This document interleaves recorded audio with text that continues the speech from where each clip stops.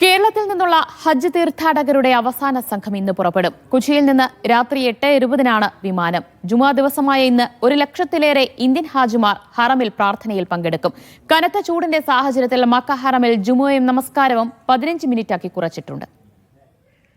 ദുൽഹജ്ജ് മാസത്തിലെ ആദ്യ വെള്ളിയാഴ്ചയാണ് ഇന്ന്.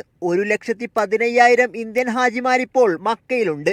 മക്കയിലെ ഹറമിൽ ഇന്ന് ജുമാ നമസ്കാരവും പ്രാർത്ഥനയും 12 മിനിറ്റ് മാത്രമാണ്. കനത്ത ചൂട് പരിഗണിച്ചാണ് തീരുമാനം. ഇന്ത്യൻ ഹജ്ജ് മിഷന് കീഴിൽ ഹാജിമാർ പുലർച്ചെ മുതൽ തന്നെ പള്ളിയിലേക്ക് നീങ്ങുകയാണ്.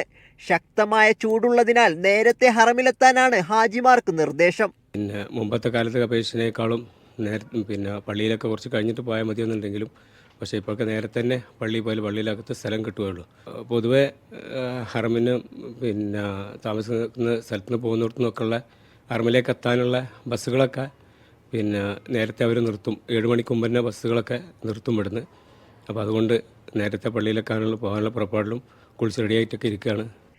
കേരളത്തിൽ നിന്നുള്ള അവസാന സംഘം ഹാജിമാർ ഇന്ന് വൈകിട്ട് കൊച്ചിയിൽ നിന്ന് പുറപ്പെടും. രാത്രി 8:20 280 തീർത്ഥാടകരടങ്ങുന്ന സംഘം പുറപ്പെടുക. ഇതോടെ മുഴുവൻ മലയാളി ഹാജിമാരും മക്കയിലെത്തും. അവസാന ഇന്ത്യൻ സംഘം നാളെയാണ് എത്തുക.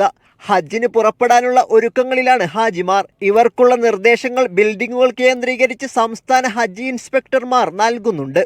ഒരുക്കങ്ങൾ പൂർത്തിയാക്കി ചൊവ്വാഴ്ച രാത്രിയോടെ ഹാജിമാർ മിനായിലേക്ക് പുറപ്പെടും. ബുധനാഴ്ചയാണ് ഹജ്ജിന് തുടക്കമാവുക. മക്കയിൽ നിന്നും സാബിത് സലീം, മീഡിയ 1.